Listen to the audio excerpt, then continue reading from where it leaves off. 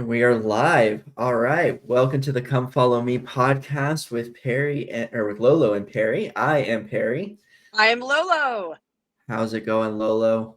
Wonderful. And yourself? I'm doing great. We'll go ahead and get started here with our presentation for the fine audience that is joining us here today. And this is a word of welcome to all of those who can receive it to our wonderful podcast here talking about the Book of Mormon over the next year. First, we'll go ahead and get ourselves introduced. Lolo, why don't you go ahead and introduce yourself to the fine folks? Absolutely. So I grew up in Texas, still live in Texas. The one star on the flag is a review of the state and nothing more. And you just alienated like 30% of our audience. I know. Do you want me to redo that? We're pressing on. Sorry. Just personal opinion, not the opinion of the podcast in general. Grew up highly Christian, just surrounded in Christianity, especially being from the Bible Belt. My biological father, very Southern Baptist. My mother was and is a little bit more free thought as far as her religious beliefs. She also grew up Southern Baptist, and in my growing up, kind of took a turn towards the Middle Eastern belief.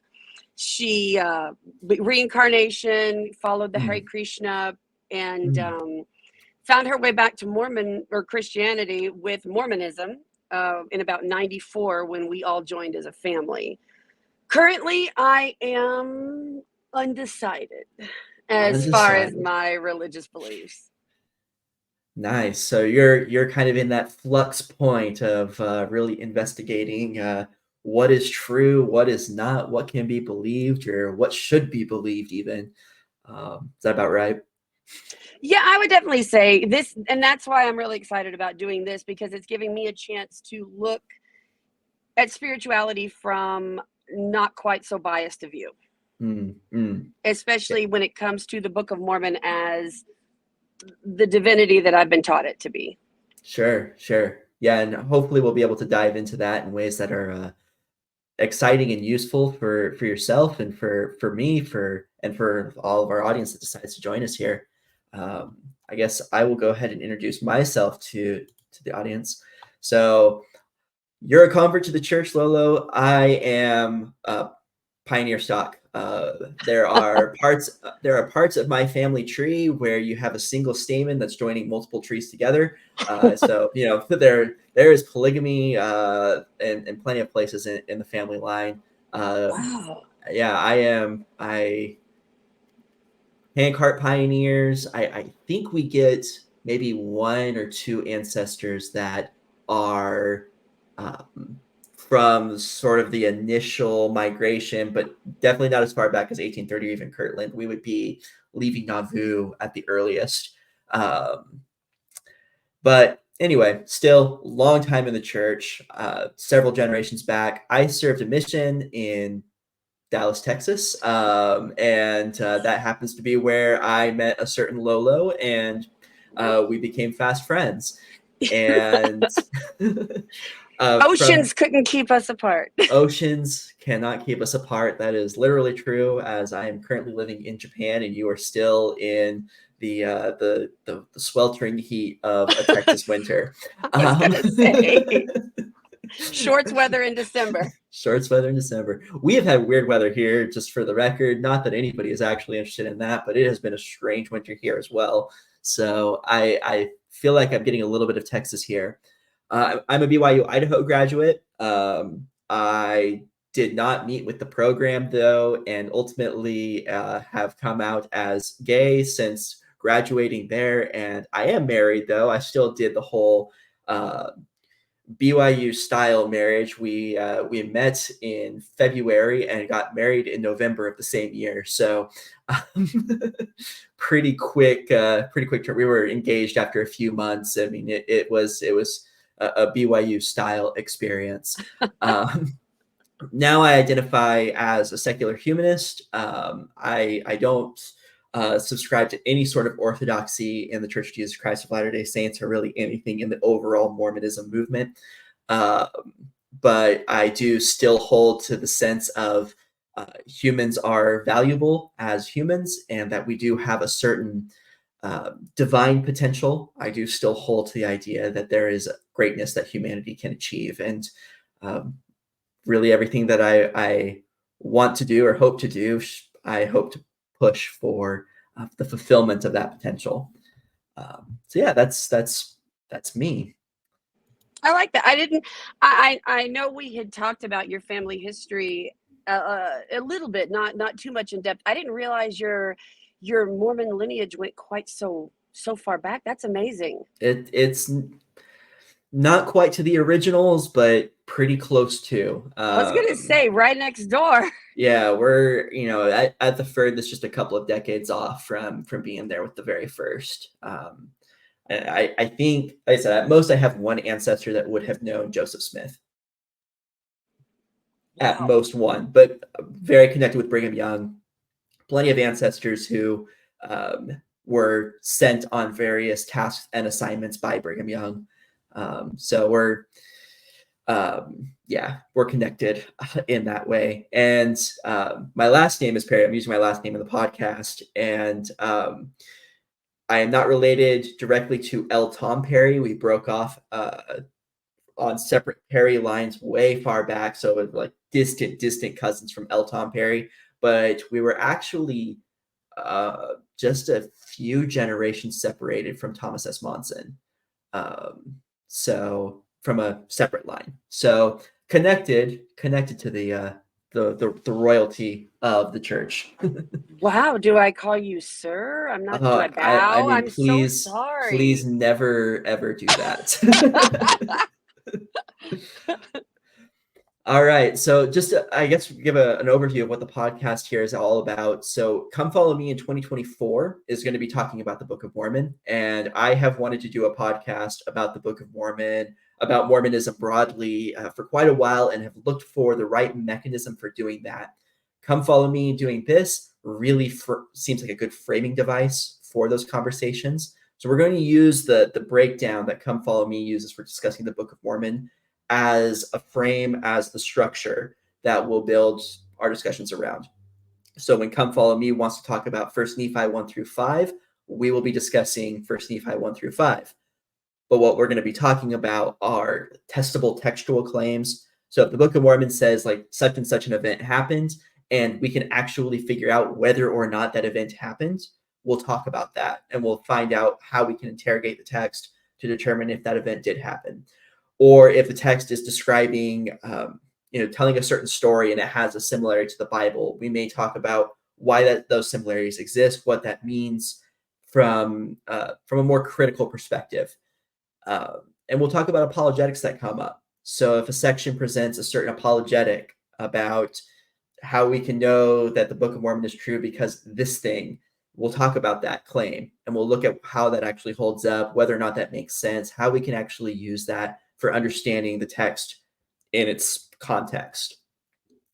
And then ultimately, we'll try to round out all of our conversations with talking about kind of a humanist perspective on the Book of Mormon, how we can look at this text, the stories that it shares, the lessons that it tries to impart, and actually learn something that may still be of value, regardless of where we're at with our orthodoxy. Um, and, and just to clarify, this podcast is not going to try to destroy faith, instill doubt, or be cynical in any way. What we are trying to do is to take the Book of Mormon on its own terms and evaluate it. And if that has the consequence of changing the way that somebody approaches this text, then that's a consequence of approaching the text critically. And we really hope to really engender a healthier discourse, even between critics and believers. And we know that there are plenty of families that, you have one Orthodox believer and one non-Orthodox person of some kind, somebody who's either a non-believer outright or physically in, mentally out in one of those states. And we're really hoping that this podcast can be a way of helping people to have positive and uplifting conversations where they're using this text in uplifting ways. Well, and I think it's so important because it's when you're looking at information when it comes to the Book of Mormon, you're always going to find so many options that will show you the Book of Mormon through a belief, view, or the Book of Mormon through an anti-view, or the Book of Mormon through there's not anything that I have really found until now that actually just takes it as it is as a text. There's I know there are plenty of believing podcasts out there that will do something similar to this. I'm pretty sure there are several Come Follow Me podcasts in some form or another. And I also know that there's a group of atheist YouTubers that have, and including some Exmos, that are on Aaron Ra's channel, reading through the Book of Mormon right now. They're using a very critical lens and taking the text really more cynically, more so than anything else. And it's entertaining in its own right and can be cathartic for those who have deconstructed this text and just need the release from that. But you're right that it's not necessarily a healthy way of engaging with the text if you're in this circumstance where you still have believing family members, believing friends that you care about and want to maintain those relationships with. And I think anytime you go through this type of deconstruction, finding ways of communicating with those folks that are still on the believing end of the spectrum can be really challenging. But I think it's something that we all desire to ultimately have positive relationships with those folks. And I think that for believers as well, finding ways of communicating with those who are outside of their beliefs and can be useful. It can be productive, even in instilling further faith or in finding ways of presenting your faith in ways that are more a light upon the hill than sometimes the almost it's like self-righteous, self-elevating way that people can come across in those states. And I know that people want to avoid that. Like, I know as a believer, I never wanted to come across that way, and I'm almost certain that I constantly did. You didn't though. You didn't though. That's what.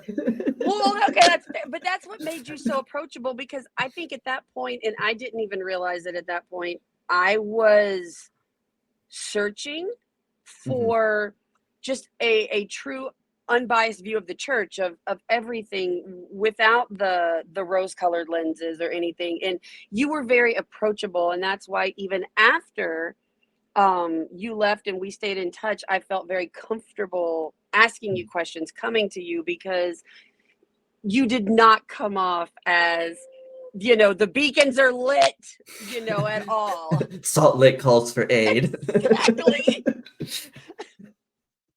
Yeah. I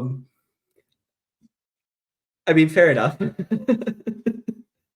Fair enough. I would say too that I always appreciated the way that your home was a safe space to engage with, if not doubts, then at least a sincere take on what the church is and really what Mormonism, broadly speaking, is as well.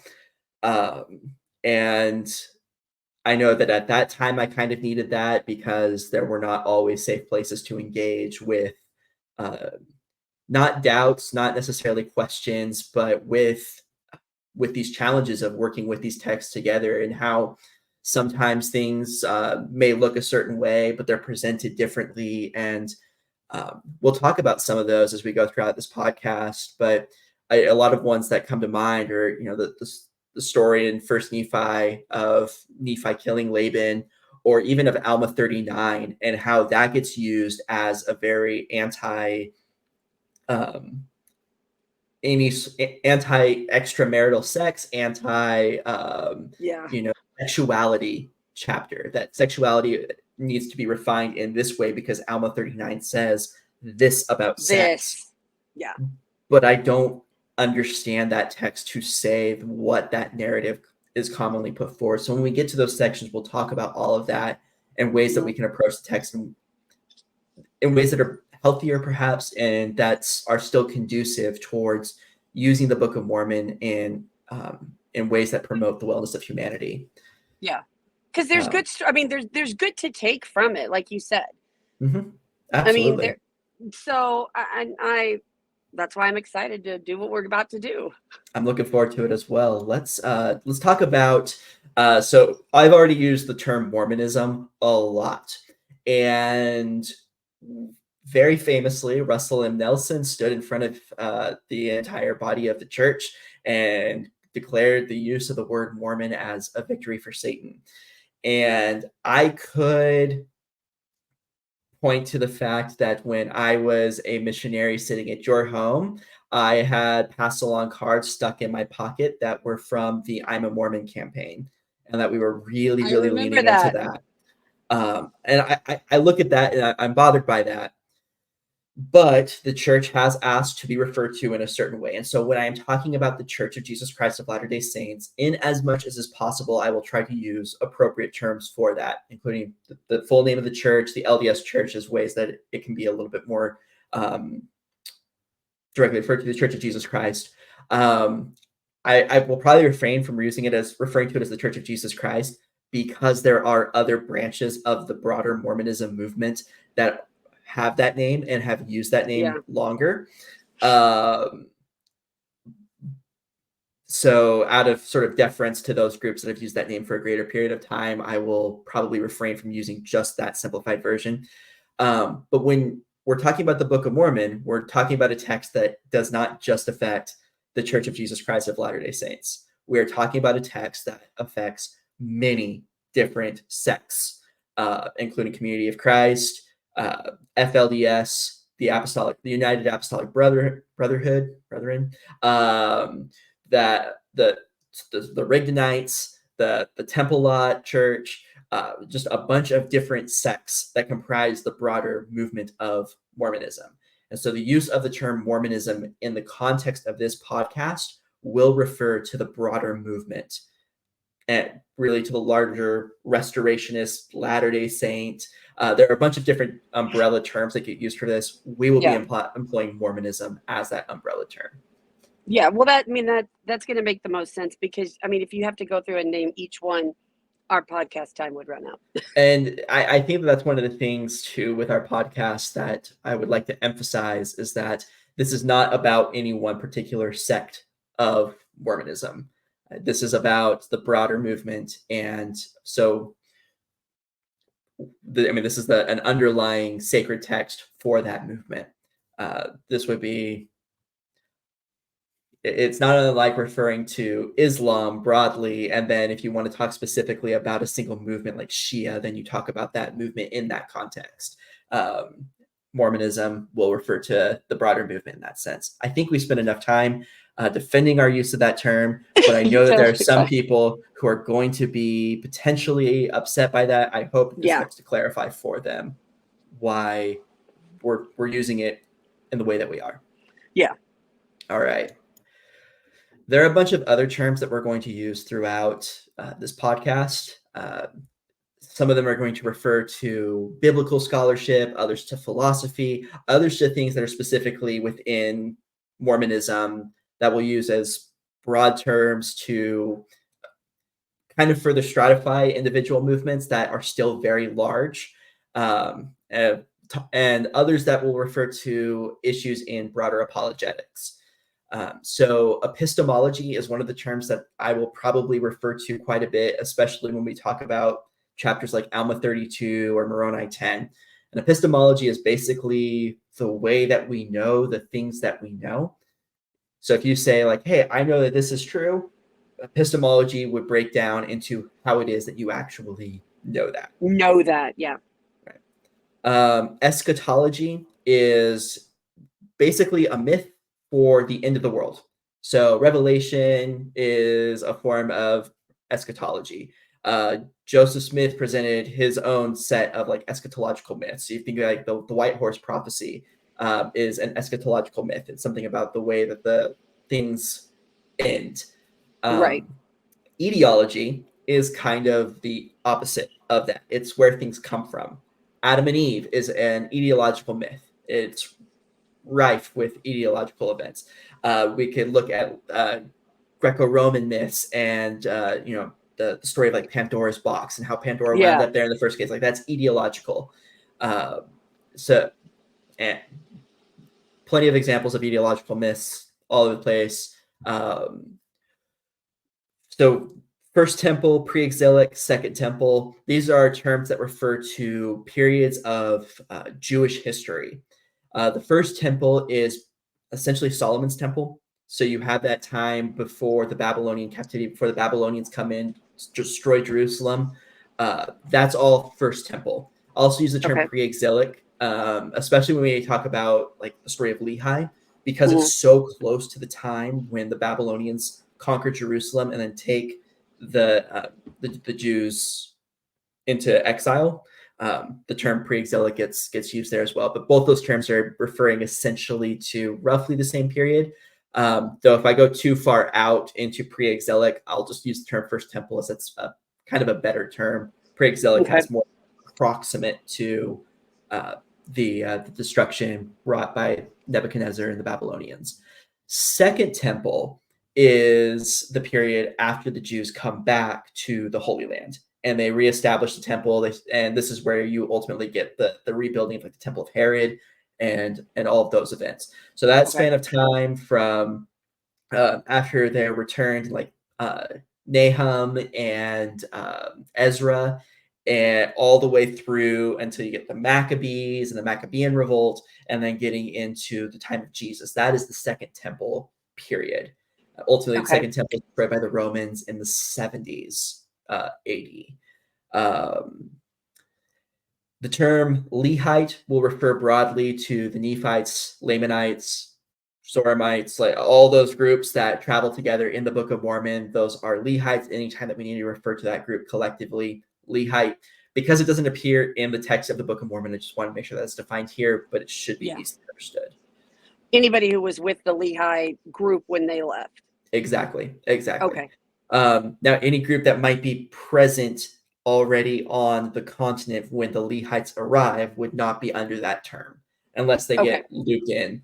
Brought in later. That's a separate conversation for a later episode. Brighamite, Josephite. So we'll use these terms to refer to the two largest subsets of the Mormonism movement after the succession crisis in 1844. So the Brighamites largely follow Brigham Young. The Josephites are a bit more complicated, but to simplify, they do end up typically underneath the Joseph Smith III RLDS umbrella. Okay, that was going to be my next question. Is that where the Community of Christ comes in? That is where the Community of Christ comes in eventually. And that is a gross oversimplification of some very, very complicated history. Very interesting absolutely. Q15 is an umbrella term for the brethren, for the head of the church, the first presidency, and the quorum of the 12 apostles, typically when we're referring to the Church of Jesus Christ of Latter-day Saints. So if there's something that specifically comes from them that we need to refer to, Q15 is a term that may come up. I don't have a specific time per se when this term might come up, but I just want to get out in front of this one potentially coming up. We'll talk about fundamentalism. And when we're using the term fundamentalism in the context of this podcast, typically we're talking about something like biblical fundamentalism or biblical literalism. So this is when you take the text of scripture and you read it as being literally true, as something that actually factually happened in history. There's no real metaphor behind that. This is an event that happened. So Noah built a boat and brought all the animals. The Tower of Babel is where the diversity of languages comes from, those sorts of things. Mormon fundamentalism refers to polygamy, largely speaking. And this is sort of an accident of the historical development of Mormon fundamentalism and how there were shifts and revolts and schisms in the broader Brighamite movement. But that's so I do want to separate this idea of Mormon fundamentalism from what we will typically be talking about with fundamentalism. When we bring that up, we're not really talking about the FLDS church and its practice of polygamy. We're going to be talking about the taking of sacred texts as scripture, as literal scripture, as literal history, as the mouth of God made manifest in text form. Got it. And then young earth versus old earth creationism may come up. It likely will come up in several sections here as we talk about this. Young Earth creationism says that the Earth is 6 to 7 to 10,000 years old, depending on which young Earth creationist you're talking to. Old Earth creationism says, hey, the world is 4.5 billion years old, but it was created by God. And the events that led to its creation were set in motion by God. Typically, there's still some level of fundamentalism with the stories of like Adam and Eve and all of that are attached to Old Earth creationism, but that's not necessarily a prerequisite for that position. Okay. There are some Old Earth creationists who may also hold that story as being allegorical.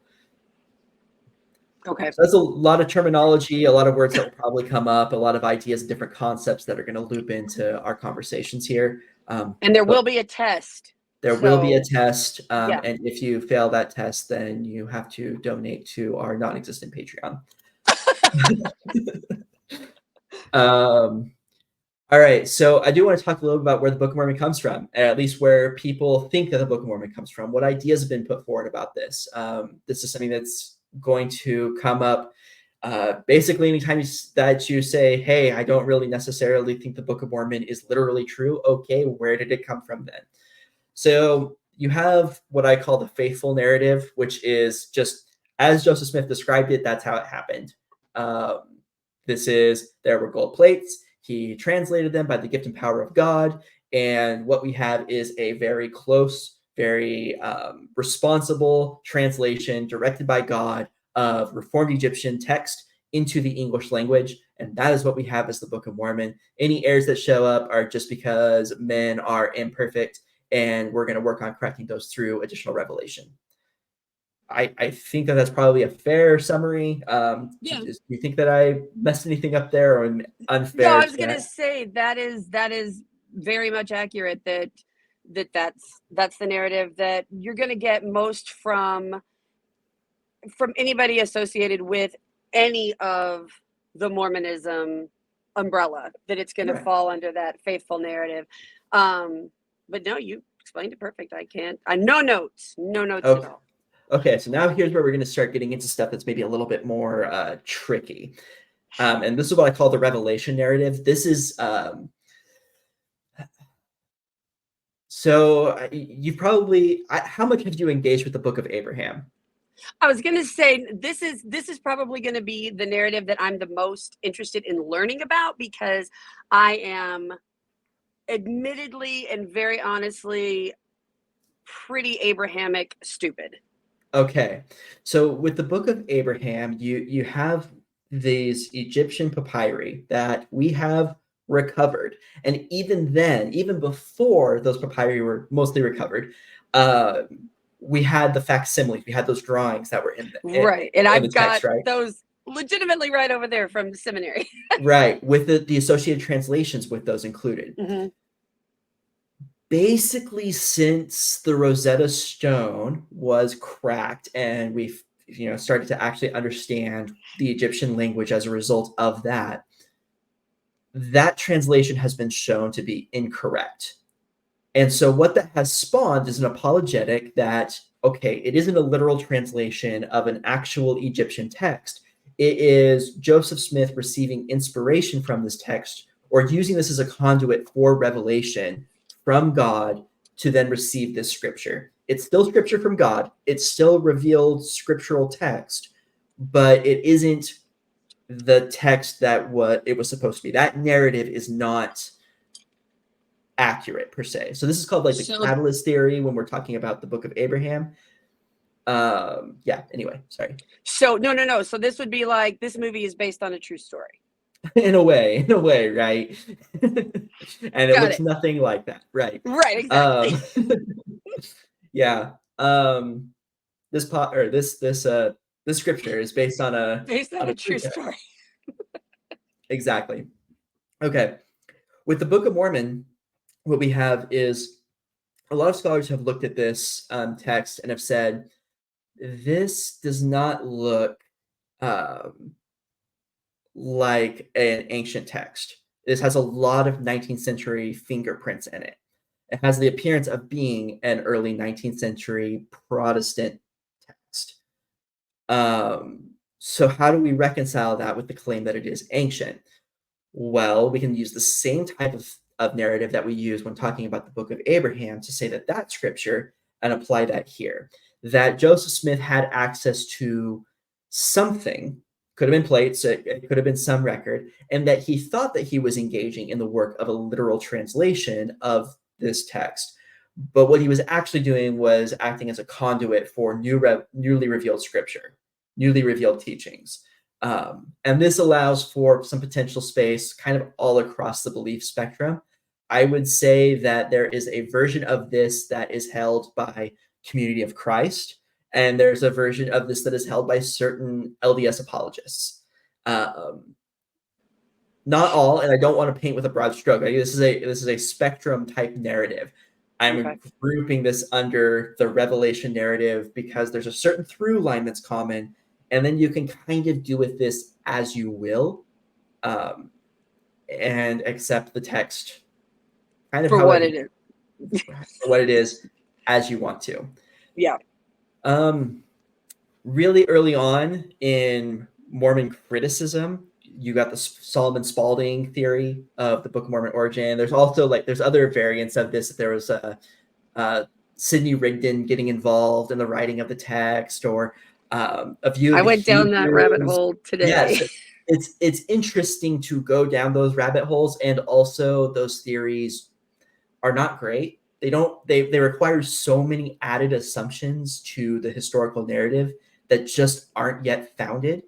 And so they're interesting, they're worth looking at, they're not very good theories. I would hold them as very low probability for being correct as an origin for the Book of Mormon.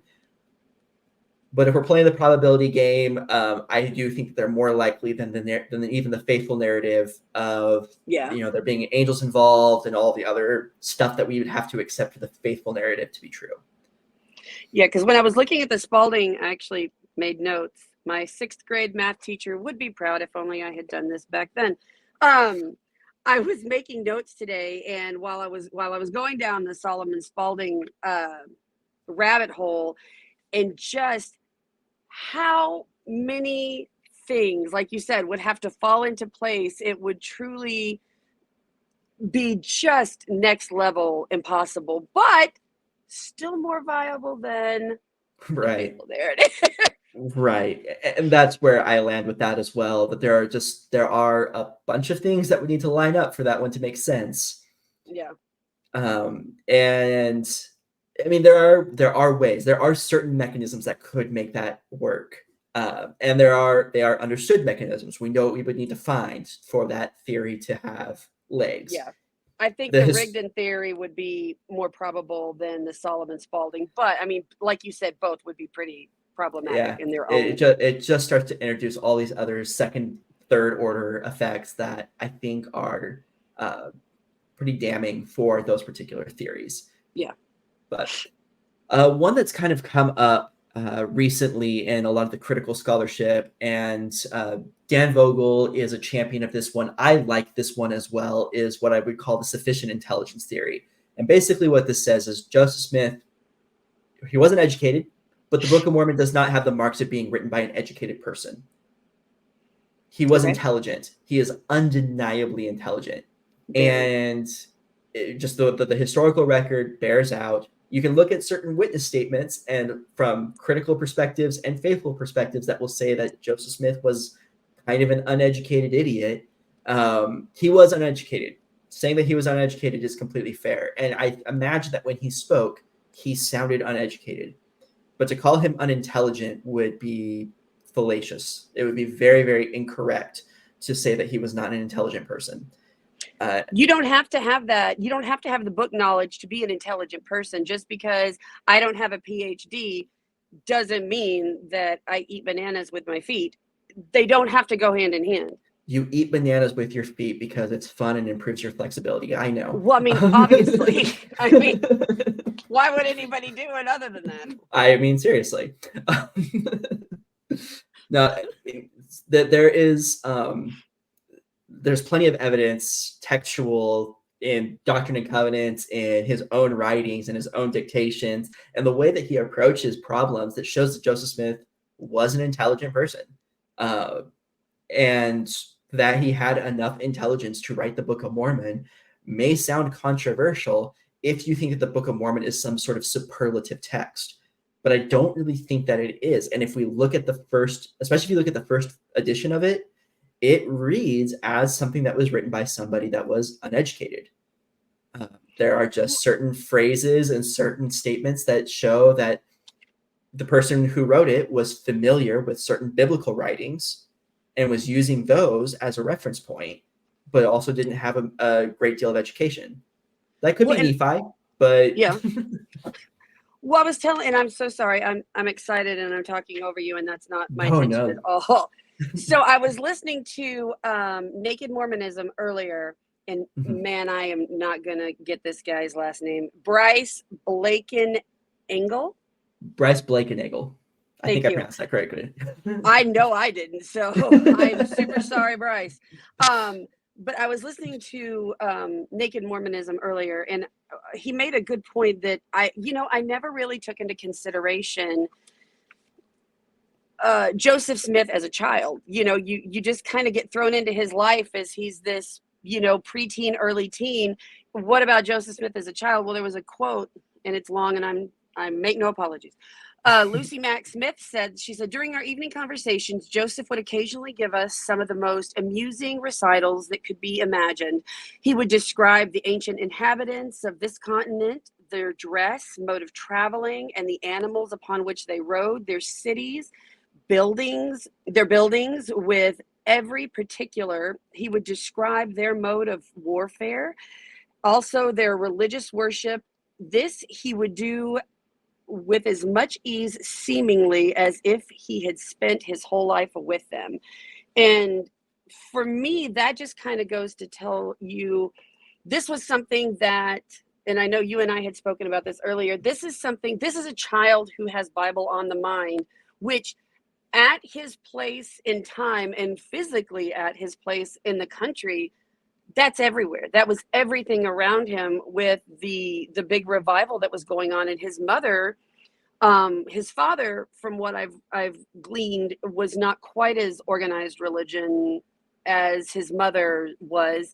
But I mean, that was what they talked about. That was their entertainment. That was everything. So why wouldn't he create these fantastical biblical stories? Yeah. I think that I have a similar vision of Joseph Smith as well, understanding that particular quote by Lucy Mack Smith has issues that do need to be contextualized, right? I mean, it is because it did way after the fact, and and from a completely different point of view in where she is in her life. I totally understand that, but to me, I like it just because it shows that he was this creative thinker and he was this biblically minded person even before anything to do with Mormonism. Right. And I think that definitely bears out. And I would say that we get that confirmed in his own history. In his history, he talks about, just studying through the Bible, going to different churches, trying to figure out what's true. And there are issues with that account. But when he's claiming that, when others are claiming that about him, I think that we do see, and it's just part of the milieu at the time, it's just part of the environment. When we see all of that coming together, all of that mixed together in where he's at and in who he claims to be, I think that we do have a solid foundation for saying that Joseph was, in as much as he was educated on the Bible. Yeah. And that was my point, I guess. You said it far more eloquently than I could. Bible stories, Bible rhetoric's not the right word. Bible, everything to do with it was really, really ingrained in him. He didn't necessarily, like you said, have that school book knowledge, but he absolutely had that religious text knowledge. Absolutely. I would agree with that assessment of Joseph Smith. And I would say, too, that he was interested in having answers to the questions that were coming up. And the Book of Mormon serves, whether it's you have a faithful narrative or whether you have some other naturalistic explanation for where the text comes from, the Book of Mormon serves to answer a lot of those questions. And in fact, it's one of the criticisms of the Book of Mormon that it is fantastic at answering the question of the day for 1830, for 1829. it's great for answering those questions. But once you start trying to present other types of theological or doctrinal questions that develop later, it's hit and miss at best. Yeah. You have to, it's about as successful as the Bible is at responding to those. Yeah. And somebody from the Church of Jesus Christ of Latter-day Saints would probably contend, well, that's why we have prophets and apostles today, is because these texts were written for a certain time. And if I'm going to try to steel man that particular point, that's what I would say would probably be the claim there. Mm-hmm. I wonder at that point what role the Book of Mormon is supposed to play. If anyway, there's some back and forth that could be had there, and I'm not going to argue with a made up apologist here. So yeah, no, like that's a whole different podcast. Yeah, agreed. The last theory that I want to touch on, and we'll get into a little bit of detail on this, is the automatic writing theory. And this is one that I actually gravitate towards. I would say I'm about 60-40 on this one. I lean towards it being a very solid explanation. I also think that there are a couple of wrinkles and there are a couple of spots that it might be challenged in a way that that might be fatal to it. But we'll get into some of those when they come up, because I'm interested in challenging this theory as it goes forward. But we'll talk a little bit about that. And just know there are plenty of other theories of where the Book of Mormon could have come from. And maybe at some point in time, we'll talk about the Hugh Nibley challenge of writing a Book of Mormon.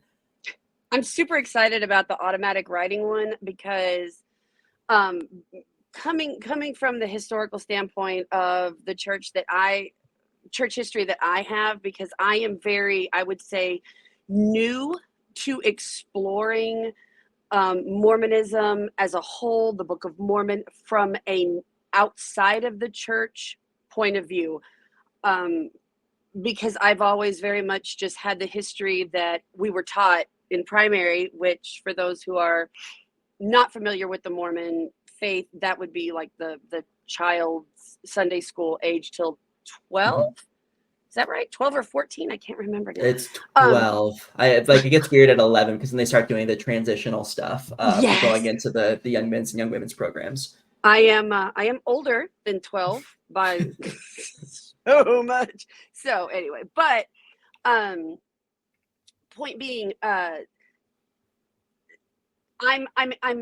very interested in this because I'm finding myself pulled a lot more towards the metaphysical as far as belief systems and deity. Mm-hmm. Still, like I said, undecided.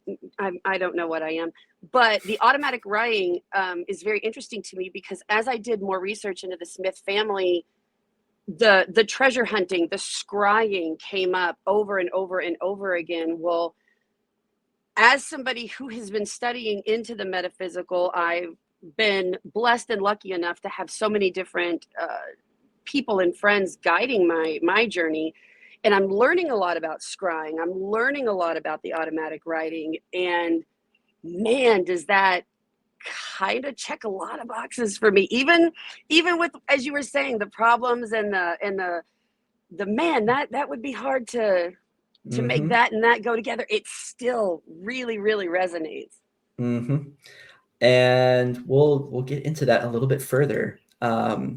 So here is one of my favorite titled slides. I hadn't seen that one yet. All right, so I'm making tongue-in-cheek reference to the Brian Hales paper about automatic writing, and there's an updated version of it, and honestly, it is, I think, one of the single best proofs available for the automatic writing case. And what you have, just like you said, you have scrying, you have the seer stone in the hat, and you need to induce some kind of altered mental state. Really, that's what automatic writing is going to rely at first on, achieving some kind of altered mental state. And you can do this a lot of different ways. And religion is particularly adept at inducing those states. And so Joseph has a rock and a hat. He puts it in there, puts his face in the hat, blocks off the light. I think that this is the point that he is entering into an altered mind state. that is conducive for this particular practice. I think that he had done that when he was doing the treasure hunting. I think that that's how he did his treasure digs, was putting his face in the hat and entering into an altered mind state with that rock. And I think he's doing that here with the Book of Mormon.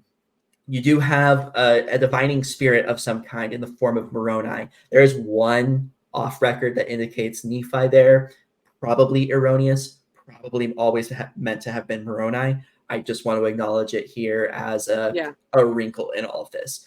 But you have Moroni essentially acting as this potential divining spirit, this guiding spirit throughout this whole process, who's the steward of the record and who can act as that conduit for receiving these particular messages. And you have Joseph Smith's magic worldview, which you touched on beautifully before. And then we have that the text is very repetitive. There are plenty of places where you have things that are just said over and over again. They're said, I mean, the joke from Mark Twain about if you removed and it came to pass, it would be the size of a pamphlet, right? Like there's it's like 2% of the text is and it came to pass in variations. Like, and if you add like the beholds in addition to that, it's still a significant. And we can't forget the begats. So-and-so begat. The Book of Mormon is actually very thin on genealogies. There is one genealogy in all of the Book of Mormon. It's in the Book of Ether. It goes on forever. There's like 40 names. We'll get to that. We will get to that. That is going to be a very interesting conversation way later in the year, but it will be an interesting conversation. There are some cool apologetics there. I have to hand it to the apologists. They have given me something to chew on that comes from that particular section before it goes on and talks about the Tower of Babel, which is also going to be fun to talk about. I can't wait. All right, so then we have just this chart, which is taken from the Brian Hales paper, Automatic Writing in the Book of Mormon, the updated version, which basically, if you look at the standard writing column there, it's all the way on the left, and the Book of Mormon dictation stuff that's on the right, you'll see a couple things match up and a whole lot of things not. Everything lines up with the automatic writing. Yeah. This table right here lays out the case in such a beautiful way. And what Brian Hales is going to come back with is, okay, well, where do the words come from? Or, all you've done is you've kicked the can down the road because you don't have a naturalistic explanation for how automatic writing works. And while you may come forward with a supernatural or a metaphysical explanation for it, I don't know that exists. I don't know that that's the case. What I do know is that automatically written texts exist. Yes. They happen. We can see it happen. And what I know is that altered mind states are the key, one way or the other, for making this happen. Now, if a spirit comes in and is directing that, I have no way of knowing that. But I do know that an altered mind state with this particular practice can induce automatic writing, and that these texts can be quite lengthy. They can be of the nature described in this chart right here.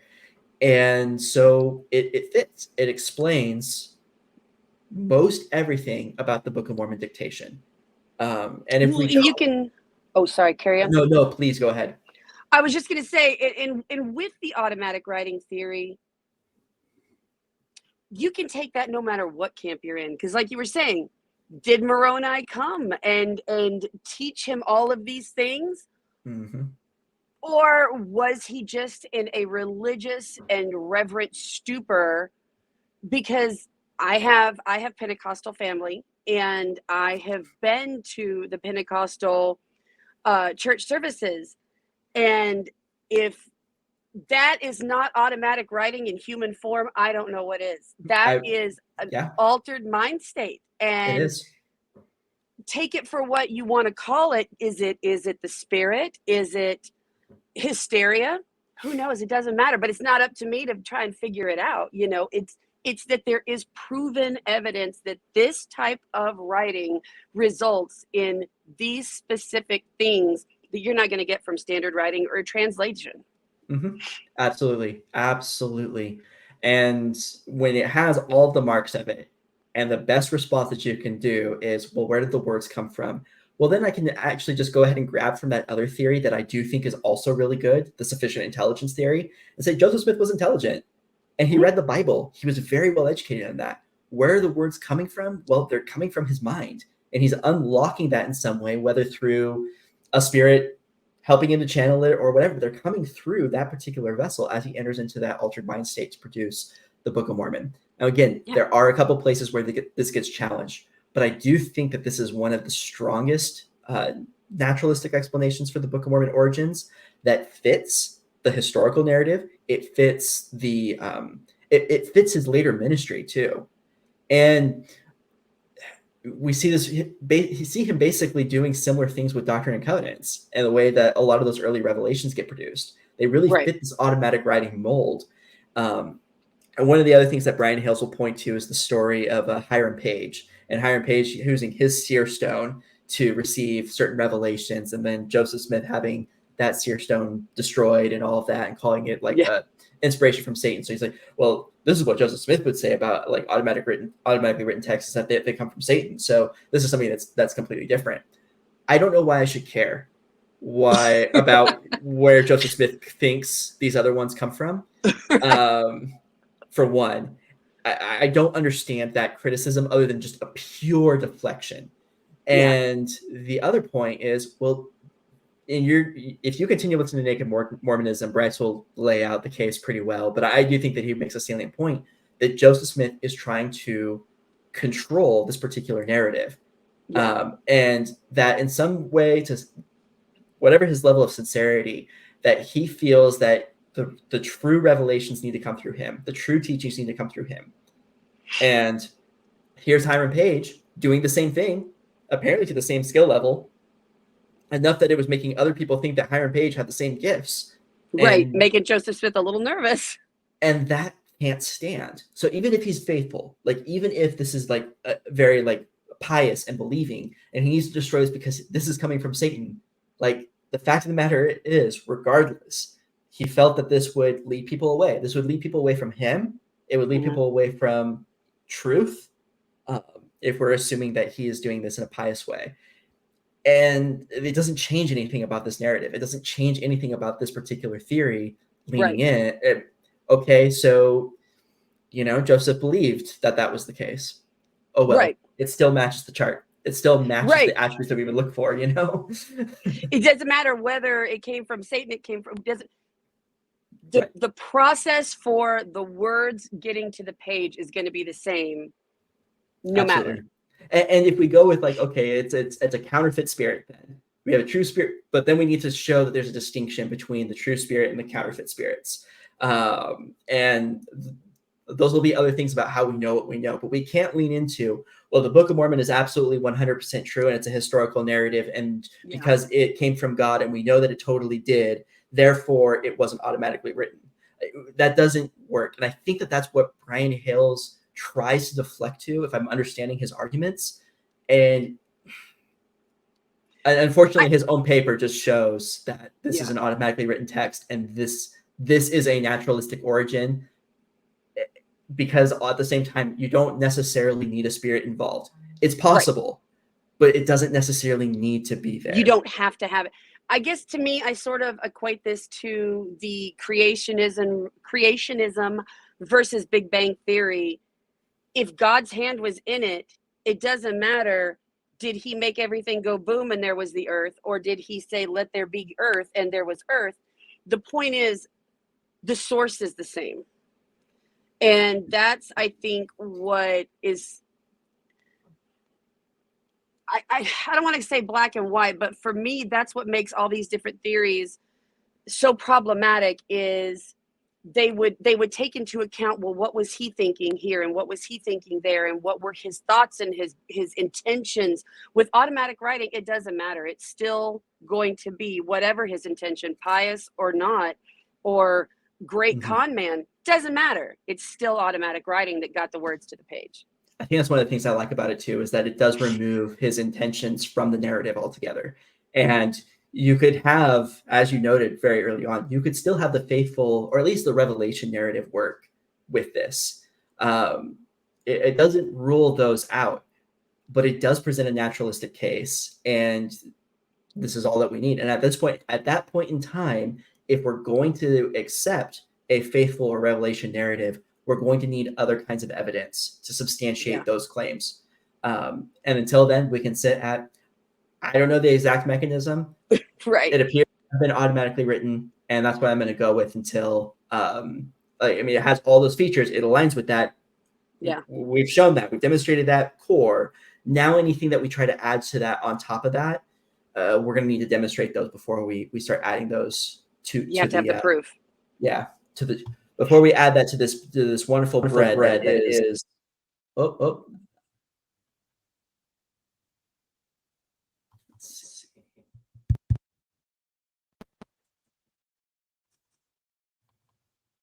Just one second.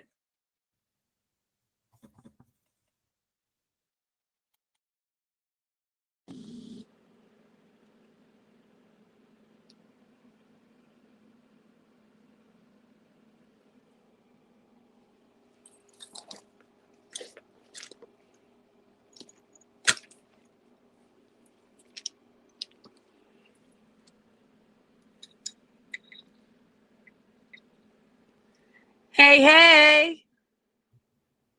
Can you hear me? I can now. Okay. I think Satan was trying to interfere with our podcast. Of course, obviously. Who else would it be?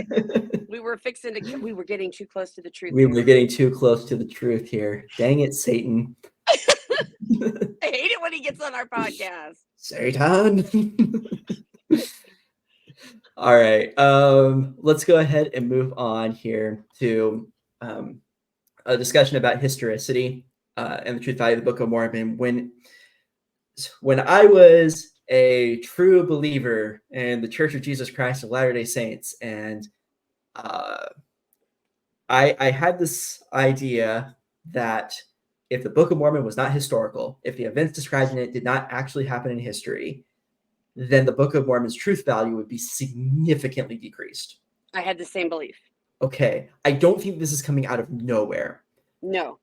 But I do need to caveat a couple of things here. So we have Russell and Nelson stating that, the Book of Mormon is not a history textbook. That's fine. It's a book of scripture and all, but the Bible's not a history textbook either. But we can still evaluate like historical claims that are made in that text. And there are parts of that are intended to be historical in nature, or at least presented as though they're intended to be historical. That's why millions of people are spending all of the money to try and find the Ark on Mount Ararat. Right. Now, in all honesty, most of the places where the Bible is trying to present a historical narrative, it's usually like nationalist myth building, and it's serving that particular function. We'll get into that starting next week, actually, and we'll talk even more about that in some other episodes. Yeah, it plays in pretty early into some of the contextual narrative around Lehi.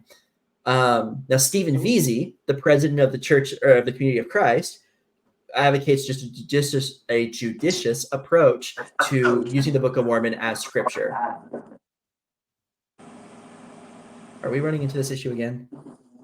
No, I think I can hear you. I think you just went to my, oh, Jesus, Mary and Joseph. All right. I don't know. There you are. You're back now. Okay, we're suddenly getting an echo there. I was too a little bit, but it went away. Yeah. Stephen Veazey, sorry, I was saying, he advocates a judicious approach for using the Book of Mormon responsibly as scripture. He does not accept a historical claim for it. And this is why I say Community of Christ holds to more of a revelation narrative type of feel for their approach to the Book of Mormon. Richard Bushman and other apologists have suggested that the Book of Mormon can best be understood as a 19th century text. I would agree. And with all that said, as we noted, you and I coming from a Brighamite tradition, most Brighamite traditions have a very orthodox, fundamentalist, historical view of the Book of Mormon. There was a literal Lehi, a literal Nephi, a literal Alma the Elder and Alma the Younger, a literal Moroni, and a literal Mormon. Like, these people actually existed in history, did the things that are described in the text. And that was one of the very first things that I remember being taught when I took, because so a little bit of my autobiography is I joined the church at 14 years old. And I was already at that point, I had a very deep seated belief in Christianity, in the Trinitarian belief.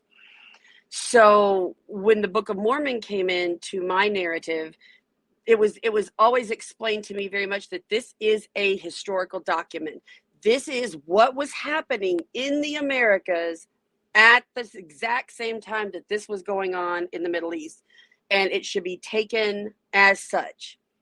And I just never questioned that. I mean, because I had already come from a background of having, well, the Bible is a historical document.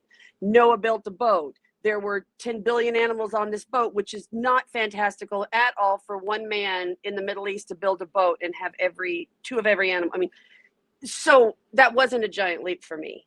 I can appreciate that. When you're raised with a certain amount of literalism, the notion, the basic notion makes a certain kind of sense. And I would actually say that the reasons why that notion makes sense to you now inspired Joseph Smith in developing this particular story, that there was a context under which he developed the Book of Mormon. And when you have, the mounds, these giant mounds out there, you need to explain where these came from. And you've got these stories about, some great white predecessor race that established the Americas and all of that. And when you have these questions about, well, how do these people here not know about Jesus and God? How have they been left alone for so long when we have this theology about a loving God over all of the human race? Yeah. And you have, all of those sorts of questions going on, and the Book of Mormon addresses all of them. And when we would hold on to those same kinds of questions today, yeah, it's fantastic for that. But once these things start to lose their historicity, I think that affects the way that we approach the text, the way that we value the text in terms of the truth of its narrative. Yeah. And that doesn't mean that it doesn't teach true things in there just because it's even if it's ahistorical. Right. It's still good story. It's still a solid foundation. Do good works. Don't kill people unless it's Laban. Do good things. We'll get to that. Do good things. I mean, it's a solid foundation. And there's a certain amount of myth building that's going into that as well. We have a glimpse at sort of the very nascent stages of the great American myths that were being built up to explain the destiny of these settlers that were just coming into the U.S. or into America and beginning to colonize it. And as they're trying to justify that westward expansion and those sorts of things, we see the beginnings of how that myth was developing post-War of 1812, post-American Revolution, and how somebody from rural areas of the northern colonies would have potentially seen that. Yeah. And I think that it's interesting for that as well, even if we might see those myths as having issues and problems, and those myths are creating issues to this very day. Yeah. We can still understand this text within that context and have a certain value in the way that we engage with it and move forward. Well, and I mean, I would say that it's got the power of folklore. I mean, if you look at folklore through any society, any culture, it doesn't matter. It shifts and changes. The lesson that needed to be taught in 1820, while it might have some of the same flavor as a problem that needs to be addressed in 2023, that folklore is going to grow. And I think that's what is keeping the Book of Mormon so relevant. Is it's basically Christian folklore. Yeah. That's growing with the power of the church and the prophet, helping guide people with problems that they're having today that maybe weren't as, valid or even on the radar in 1820. Right. And I have this, sense that if society were to just completely collapse and fall into absolute disarray, there's a certain amount of already present nationalist myth built into the Book of Mormon that I think could serve as a unifying force for people in the U.S. in that type of a situation. Now, whether that's for good or for bad, people can make their determinations, but I do think that it would have that particular value within that context. What we will go and show in our episode next week is that the Book of Mormon cannot be understood as being entirely historically accurate. We will show in the very first full story of the Book of Mormon that there are significant internal issues that cannot be historically resolved. And so that will allow us then to engage with, well, what level of historicity? Is it a small amount? Is it a big amount? And if it's a small amount of historicity, how does that impact the truth value overall? And how can we engage with this text in other ways? And that's going to lead into what our motives are for next week. But first, we'll talk just a little bit about why we're even doing this podcast, just to round this out, because I think we've talked about this quite a bit in this episode, but I also know we're presenting a critical look at the Book of Mormon. Somebody's bound to look at this as, oh, well, you guys just hate the church and you want to destroy it. Or if you don't believe in it, then why are you spending so much time talking about it? Because there's not a lot to do in my town at night. The grocery store closes at 8:30. What else am I supposed to do? I don't have that same excuse. I could be running off somewhere right now, But for myself, I do love the broader Mormon community. And it's something that I see myself as being a part of, even if I don't hold an orthodox belief in any one of the particular sects. The Book of Mormon had a profound impact on me growing up as well. I still, somewhat to my frustration, have issue or will do certain writing tricks based off of what I learned from reading the Book of Mormon, because it was so formative. And it's something I actually have to watch out for, because the text is not necessarily well written.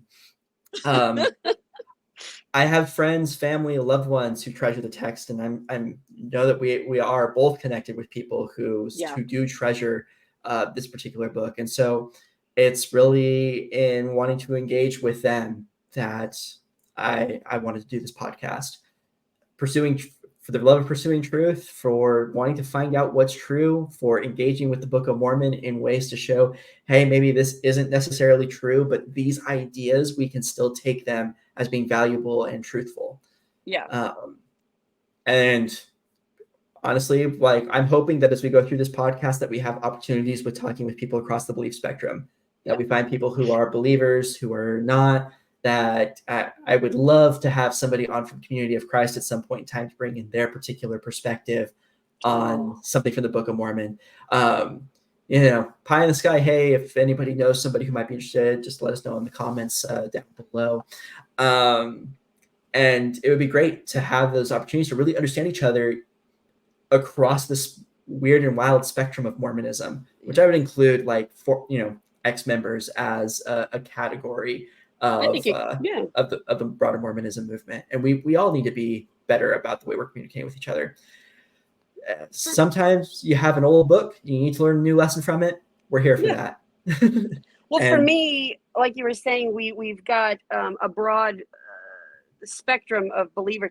My husband is still very, very much a 100% believer in the accuracy of the church. He does have, we both have some issues with the more political aspects of the church, but as far as his religious belief goes, he is still very much, he considers himself very much LDS, which is Latter-day Saint, or a member of the Church of Jesus Christ of Latter-day Saints. So yeah, I mean, and that's why I'm doing it, because I haven't ever had a great relationship with the Book of Mormon. I haven't ever had a relationship with the Book of Mormon, period. It was a book that I knew was important. I knew it was something that was very much ensconced in the doctrine, in the belief system when it comes to the Church of Jesus Christ of Latter-day Saints and that Mormonism umbrella. But I'm super sorry, Sister Pippin, who was my seminary teacher. I did not read the Book of Mormon all the way through, and I don't know, do they take back my graduation certificate? I don't know how that works, but I can't imagine that most of the graduates from seminary actually have read the Book of Mormon all the way through. The Isaiah chapters can be rough when you're not being taught them. When we get there, we'll try to make the Isaiah chapters as fun as possible. We're going to do that by getting into biblical scholarship and not into. Yeah, but I'm excited because it's going to be giving me a relationship with however I end up at the end of my religious or spiritual journey. I'm going to have a healthier relationship with the doctrine and with that text that did have such an important aspect. I mean, it was very important in who I was growing up. Mm-hmm. Yeah, I vibe with that. Like, yeah, I have family who are still in it, and I think, yeah, in my circle of family members, I think I'm the only one who's kind of outspoken and critical in any way. Yeah. There's like one or two other people who aren't exactly on the bandwagon anymore, as it were, but Yeah. They're not in any way outspoken about things. I have been, and I've been trying to find that balance as well of keeping this as my people, of remaining Yes. with my group, but also recognizing that, I am not going to be conforming to certain statements or certain truth claims, and that is just the way that it's going to be. My But I would tattoos also... and I stand with you. Yeah.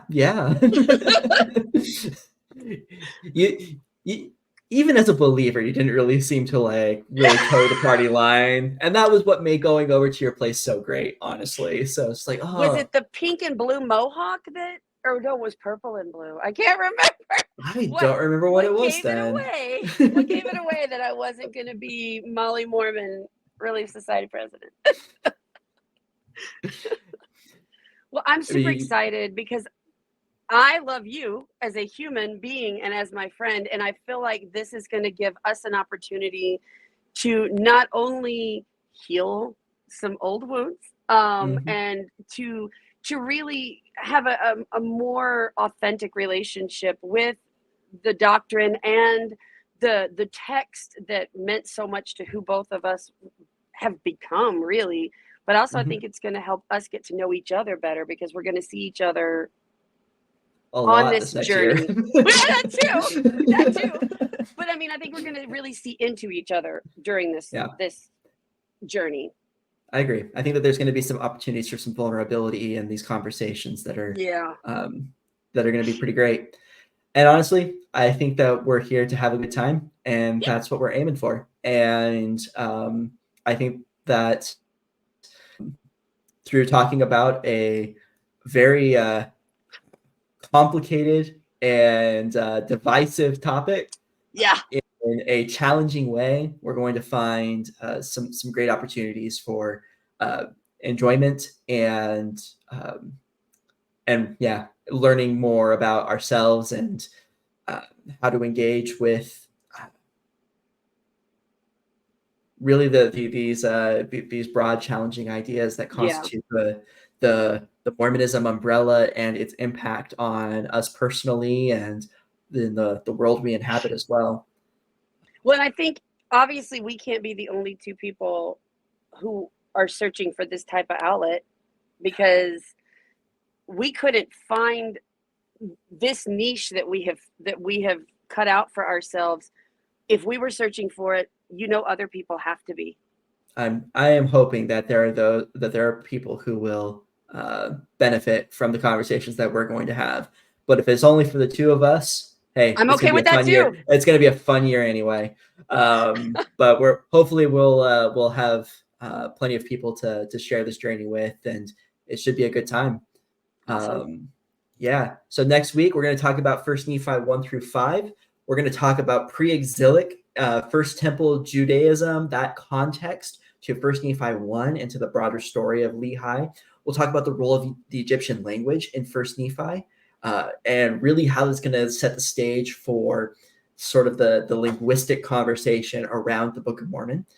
And then we'll talk about the slaying of Laban. And we're going to spend a lot of time talking about that story and how it affects the overall historicity evaluation of the Book of Mormon.